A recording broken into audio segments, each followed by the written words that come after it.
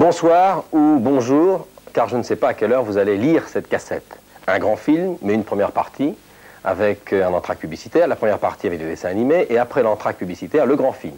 Alors aujourd'hui, je vous propose Le Ruffian, qui est un des grands succès de ce début d'année 83. Lino Ventura, Claudia Cardinal, mais aussi Bernard Giraudot et José Giovanni sont les 4 héros de ce film. Giovanni est le metteur en scène, c'est un scénariste à succès. Il aime, comme Ventura, les histoires d'hommes, le thème de l'amitié et l'aventure. Et bien là, il y a de l'aventure. Les 3/4 du film, et c'est rare, sont tournés à l'extérieur, du côté des montagnes rocheuses, dans le Grand Nord canadien. En 2 mots, l'histoire. Bob, Ventura, Gérard, Giraudot sont 2 pilotes qui ne se sont pas vus depuis très longtemps. Ils sont bien sûr de générations différentes. Vous verrez dans le film pourquoi ils se sont perdus de vue, pourquoi ils ont abandonné la compétition.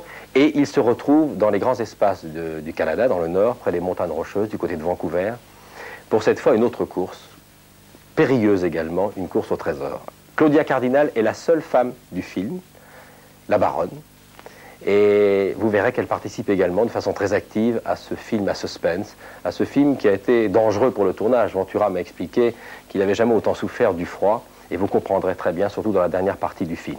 Je voudrais simplement ajouter que José Giovanni est un auteur célèbre. Vous avez peut-être vu Classe Touriste, Les Aventuriers, vous avez peut-être vu Le Clan des Siciliens, Le Trou. Tous ces films, tous ces romans qui ont fait des films étaient au départ des scénarios et des histoires signées José Giovanni.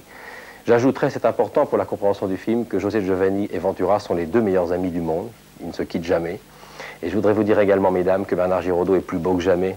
C'est la révélation du cinéma français de ces dernières années. C'est sans doute le jeune premier le plus demandé des producteurs depuis quelques années. Encore un mot, le ruffian. Qu'est-ce que ça veut dire, le ruffian? Le ruffian, eh bien, c'est un salaud. C'est un opportuniste. C'est quelqu'un qui tire parti de situations qu'il n'a pas provoquées. Et bien sûr, le ruffian dans ce film, c'est Lino Ventura. J'aurais été, je crois, complet lorsque j'aurais dit que la musique et la bande sonore jouent toujours un rôle très important dans les films de Giovanni. C'est encore le cas pour Le Ruffian.